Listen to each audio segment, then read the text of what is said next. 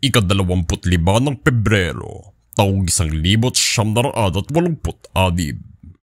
Nagtapos ang People Power Revolution na isinagawa sa Epifanio de los Santos Avenue, isang makasaysayang 3 araw ng pagprotesta laban sa 2 dekadang paghawak sa Pilipinas ni dating Pangulong Ferdinand Marcos.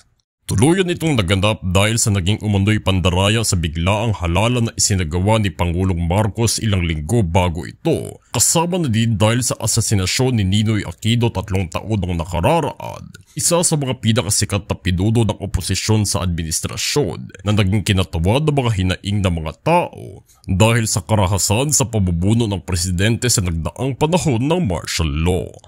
Dumalo sa revolusyong ito ang mahigit 2 milyong katao. At sa kabila ng presensya ng militar at ang mga sinasabing utos sa pagpatay, naging mapayapa ang pag-aaklas na ito. Nakalaunan ay nagdulot ng paglikas ng punong ehekutibo at ng kanyang pamilya sa bansa at ang pag-upo naman ni Corazon Aquino bilang ang bagong presidente na nagmamarka ng pagtatapos sa otoritarianismo sa Pilipinas noong panahong iyon.